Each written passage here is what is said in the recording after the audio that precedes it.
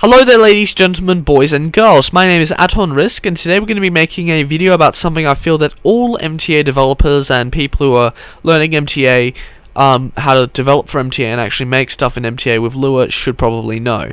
In this video we're going to be talking about server-side and client-side. I'm just going to keep this short and just, keep it pretty and basic.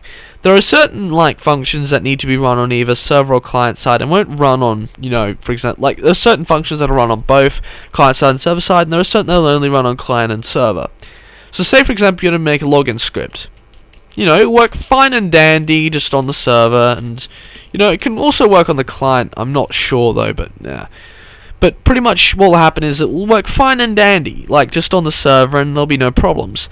Now, the server is pretty much, for example, like a server, say like CIT. If you were to, for example, log in, you just put this information in your client that will send that to the server, and the server will send an output to your client, and you get your response. And if, for example, you were to start a resource, it would send data from your client to your server, and in turn start the resource and send the data that would. For example, if there's client-side data, it would send that to all the other clients.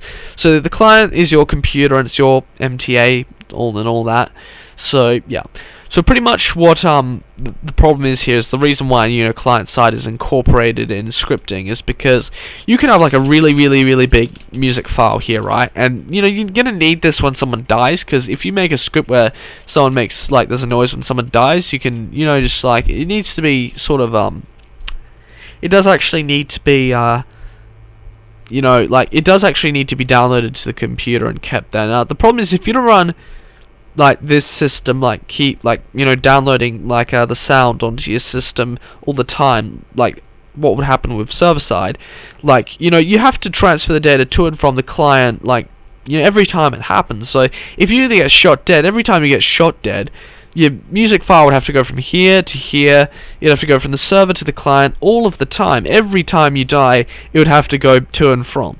Now, with HD models, every time you spawned a car that had that model or joined the server, you need to download the file. Now, the problem is with this is, internet's laggy.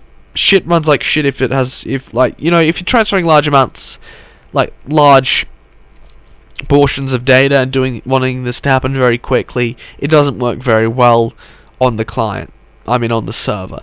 Now, with client side, pretty much what happens is if you have a music file, pretty much what will happen is it will be loaded by the meta and all that, and it'll be sent off to your client. Now, whenever the server calls for, for example, if you get killed, every time that happens, the server will, feedback information that you've died, and it will send that to the client, and then that client will play the noise.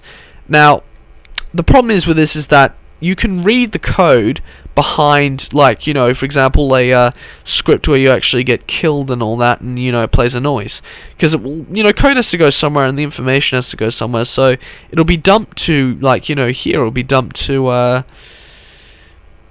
it'll actually be dumped somewhere. It has to be dumped somewhere, so it'll be dumped to here, and anyone can read it. So pretty much what will happen is that it'll what you'll need to do is compile it so no one can read your code and no one can, find out some sort of way to exploit shit.